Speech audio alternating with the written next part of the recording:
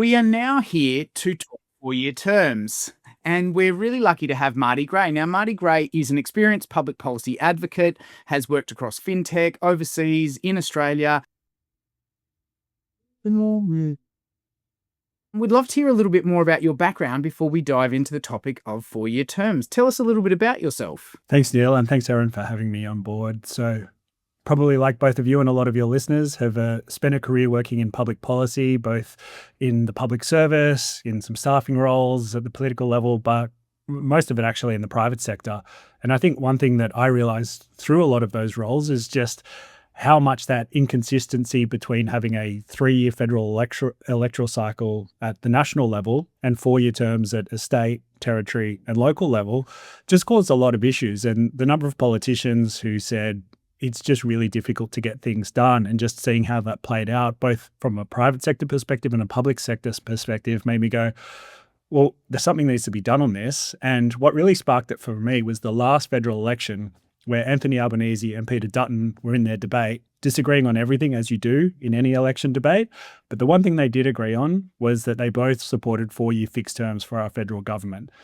But the problem is that it's never the top issue of the day. There's something always a little bit more important, which means that it always gets kicked into the long grass. So I decided to found 4-year terms Australia to make sure that it did get enough public attention so that something could happen and follow what New Zealand is currently going through, where they're looking at a referendum potentially as soon as this year on the topic.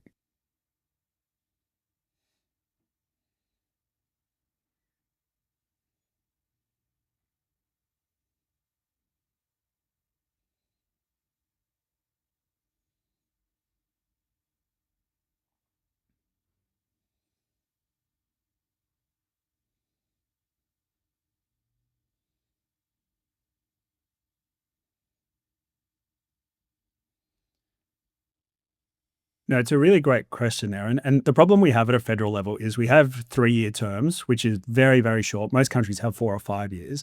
But in combination with that, we actually have unfixed election terms, which means the Prime Minister of the day can effectively call an election whenever they want, which gives them an unfair advantage, obviously, over other candidates.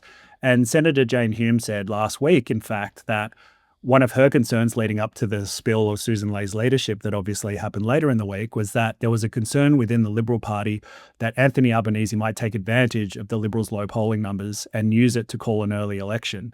So even though Anthony Albanese obviously hasn't done that, the perception that he could do that is a political advantage that put added pressure on the then leader of the Liberal Party. I was going to say, so with 4-year terms, it's not just a 4-year term, but it's also fixing the date. Is that right? So you go, like in a state election, we know exactly when the next election is going to be. That's the date. And so you would say you would also do that with a 4-year term at the federal level. That's exactly right. So 4-year terms Australia is about having fixed 4-year terms. So that means you have a fixed election date rather than letting the Prime Minister of the day decide, because letting a politician decide the election day shouldn't happen for the same reason we shouldn't let them choose electoral boundaries, because it just inherently results in political interference. And there's been studies in other countries that show that an incumbent party can get about a 5% advantage over others by being able to choose the election date. So we have in Australia, most of our states and territories now have fixed 4-year terms, don't they? Across not the federal level, but at state level, where are we sitting? So across the country, every single state and territory has 4-year terms, as well as local governments. And every single state and territory except Tasmania have fixed terms. And so how does that compare? Like, how do you reconcile the fact that our states have 4-year terms and the feds have 3-year terms? And to your point earlier as well, we're doing some research beforehand. Most Western parliamentary democracies tend to have 4 or 5-year terms. Australia is really short with its 3-year cycle. Tell us a little bit more about sort of how you can reconcile those differences. So the reason why we had 3-year terms is the eastern states at Federation in 1901, their state or colonial parliaments had 3-year terms.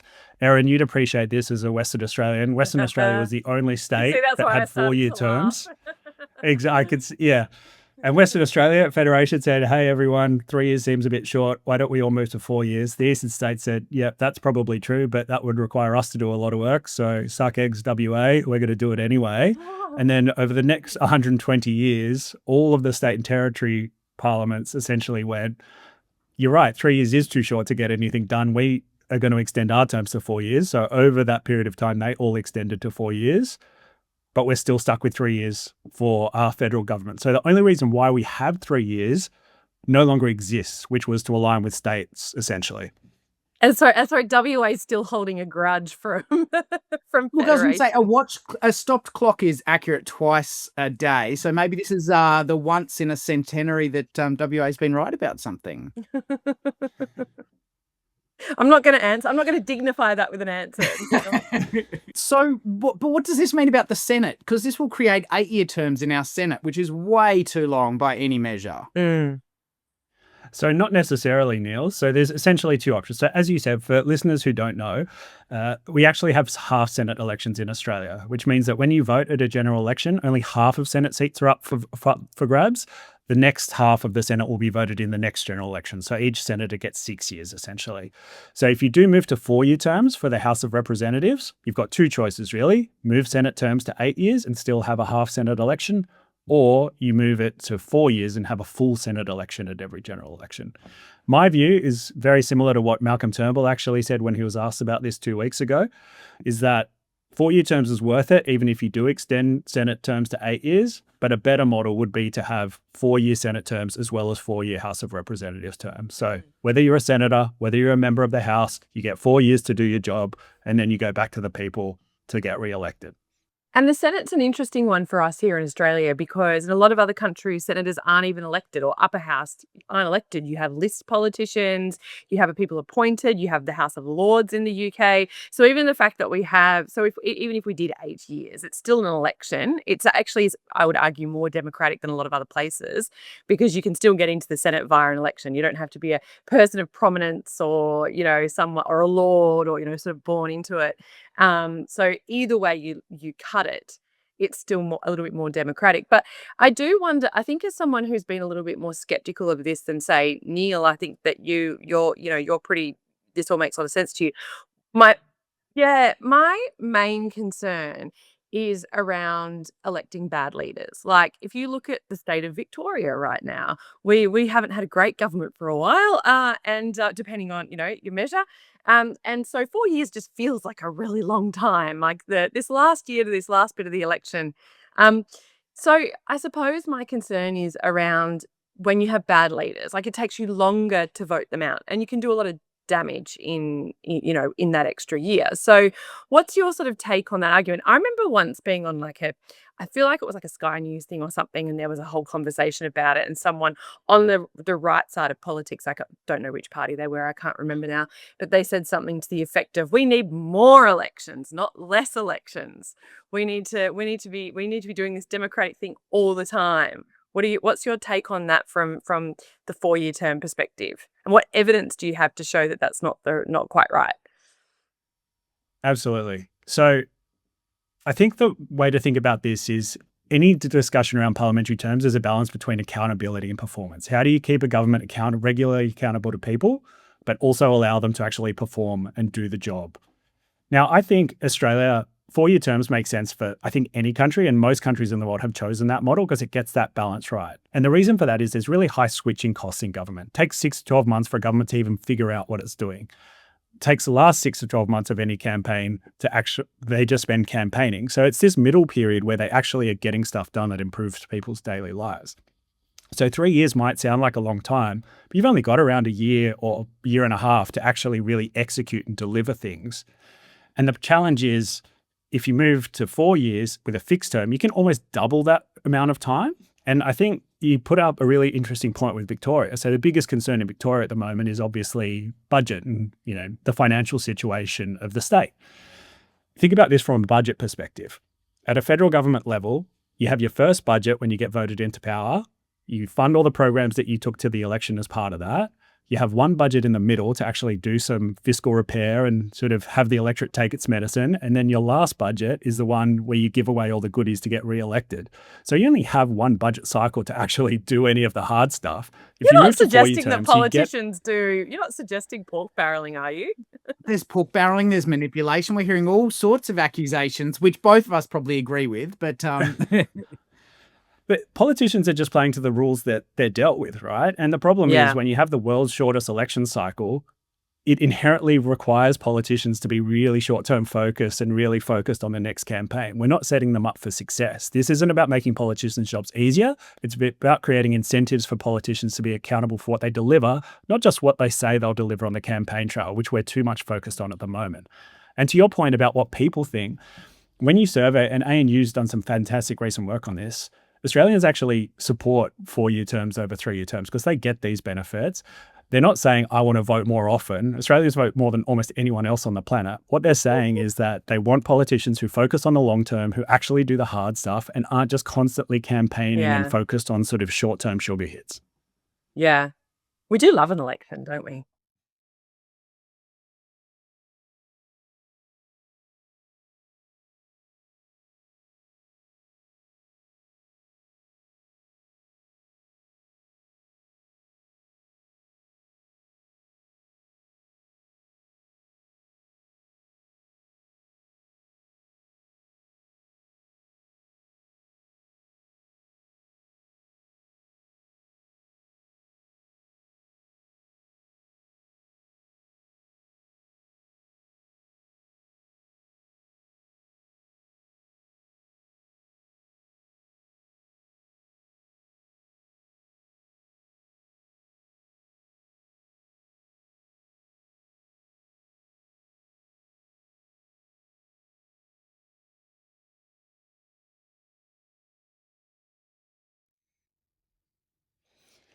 So you're absolutely right, Neil. To move from 3 to 4-year terms at a federal level, it needs to go to a referendum. You can actually do fixed terms, so have a fixed election date via legislation. That doesn't necessarily require a referendum. So what we're asking for, and what we're calling on the parliamentary inquiry looking at this, is to essentially advance legislation to get a fixed election date in place so that you can sort of get the benefits of that while also prosecuting the case to expand that to 4-year terms over time.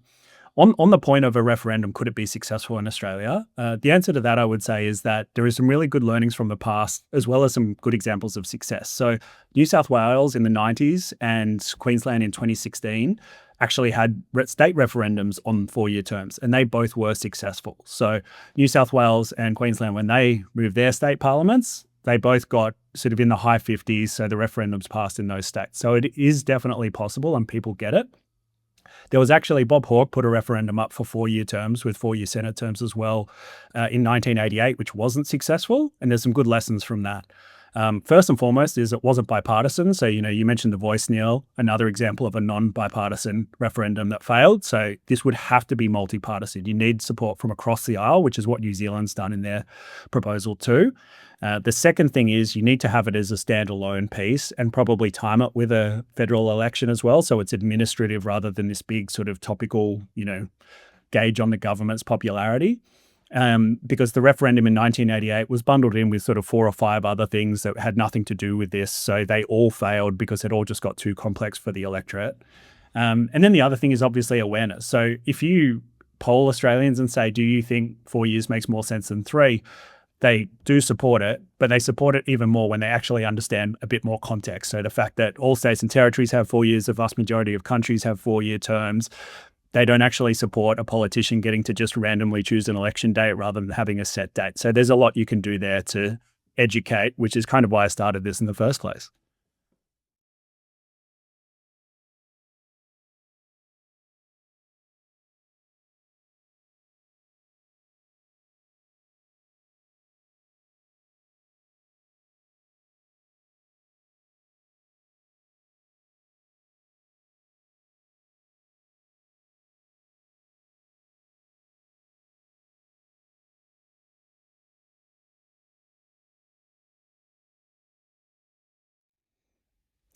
And, is there a big public policy issue that you could put John Howard, Kim Beazley, Malcolm Turnbull, the Grattan Institute, the Australia Institute in a room and they'd all agree on? Probably not. This is one of the very few that they would.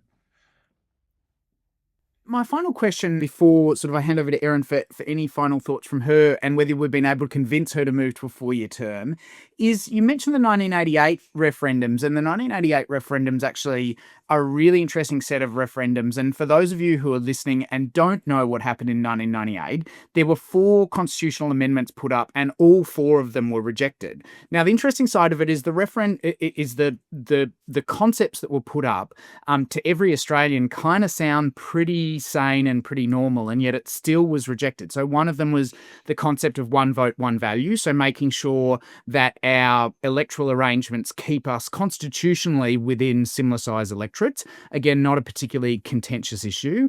The second one, which is really interesting given the topical discussion today, is the right to trial by jury, freedom of religion, and just terms for compensation. So again, 3 things we kind of have and take for granted. They were also rejected.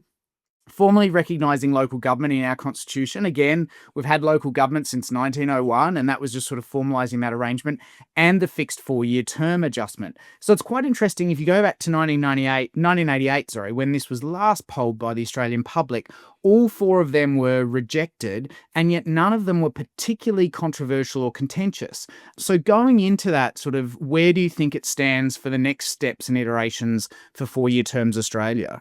I think what it needs to be is standalone, and it has to be a little bit more boring and administrative. You don't want this to get political whatsoever. So it needs to have multi-partisan support before this gets put forward to the electorate. And I think New Zealand sets a really strong guide of how to do that. So in 2024, they had this big electoral review, which recommended they move to 4-year terms.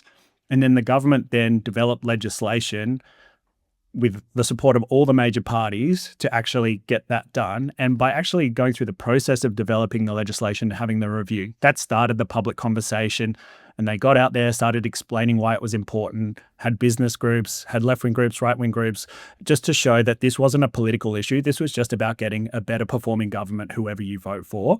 And once that conversation started, it really built up enough momentum. And their proposal, which is to essentially put the referendum as part of your vote at the next national election, it kind of becomes one that's a little bit just more, I guess, administrative of how you think government should work. Like while you're voting, do you think they should have 3 years or 4 years? You go, well, I think governments should focus more on long-term outcomes.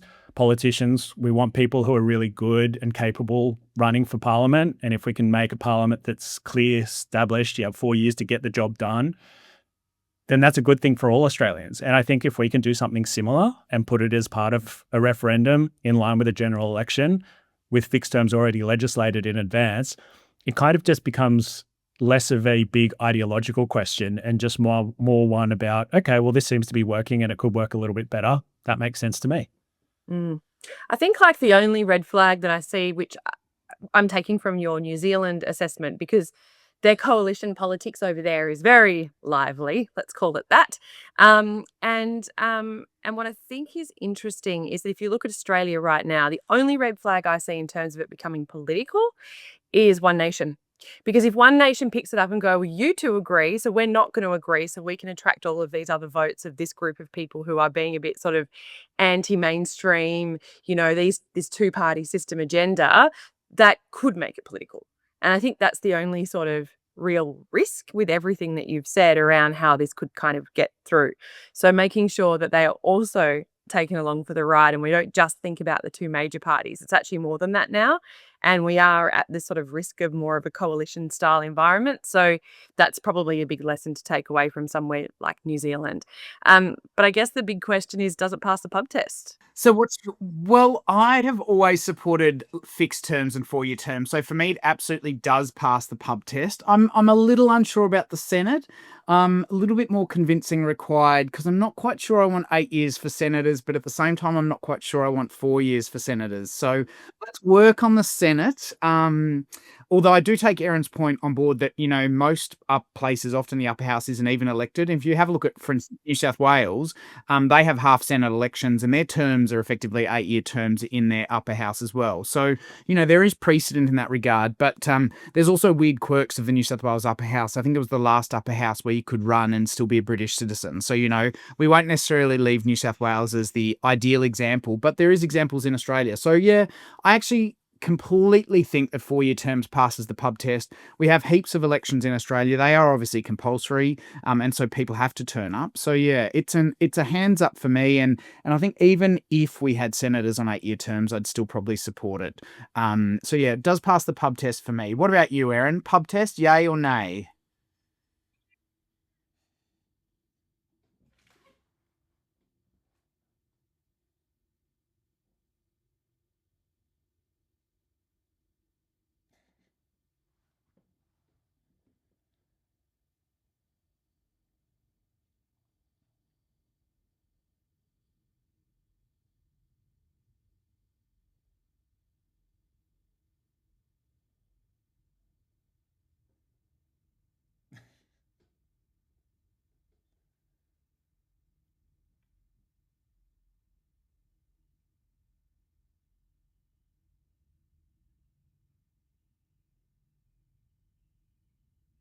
Excellent. Surely WA was right all along would be enough convincing for you, Aaron, but I'm happy to do a bit more as well.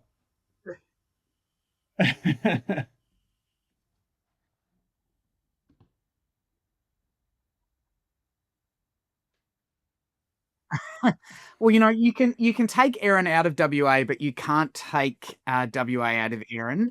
But Marty, really great to have you join us today. For those of you listening online who wanted a little bit more information, visit 4yearterms.au. That's number 4yearterms.au, and you can check out a little bit more about the arguments, the pros, and why it might be something interesting for Australia. And Marty, really great to have you along with us today.